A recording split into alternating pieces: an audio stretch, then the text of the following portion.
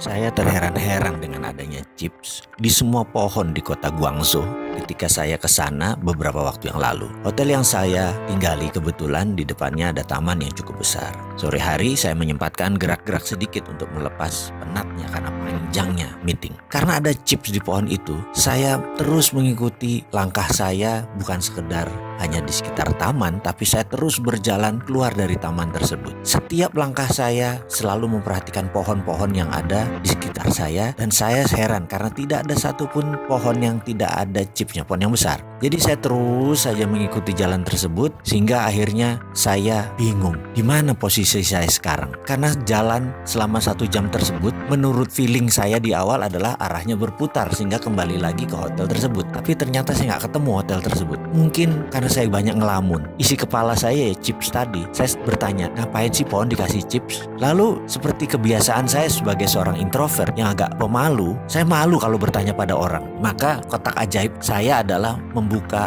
Google Map sebagai solusi mencari jalan kalau saya lagi lost kayak saat itu. Saya pencet Google Map, yang terjadi adalah dia cuma muter-muter roaming. Saya baru sadar bahwa ternyata Google itu dikendalikan di Cina. Emangnya seperti di Indonesia search engine asing yang berkuasa. Kalau di Cina ya produk mereka sendiri yang berkuasa. Jadi karena saya nggak punya Baidu Map, ya sudah, akhirnya saya terpaksa tanya orang. Saya pun memilih bertanya kepada seseorang yang duduk di tepi jalan lagi sambil menikmati udara sore yang sejuk. Penampilannya kasual, dan saya pun bertanya, "Excuse me, could you please guide me to my hotel, the Saint Regis? I'm sorry, I'm kind of lost," saya bilang begitu. Dia menatap saya dan berkata, "Do you want to go from west side or from east side?" Saya terperanjat dengan bahasa Inggrisnya yang fasih, dan saya menjawab dengan cepat adalah, "Terserah, yang penting cepat," saya bilang begitu. Lalu dia menunjuk gedung putih yang agak jauh tepat di depan saya, di mana ternyata itu adalah sisi belakang hotel tersebut. Namun karena tertutup pohon yang besar, logonya tidak kelihatan. Saya mengucapkan terima kasih sambil memuji bahasa Inggrisnya yang fasih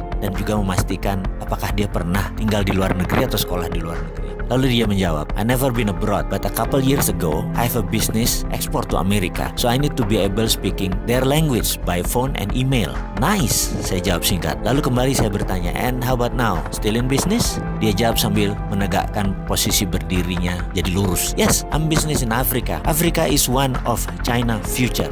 Very good prospect there for China." Sambil mendengar perkataan tersebut, saya mengucapkan terima kasih yang dijawabnya dengan hanya lambaian tangan. Kepala saya bertambah 2 masalah sekarang. Chip di pohon dan Afrika akan menjadi next China. Kok jauh bener ya mereka itu mikirnya. Sementara Indonesia mikirnya politik dalam negeri yang cakar-cakaran terus. Kapan ke Afrikanya?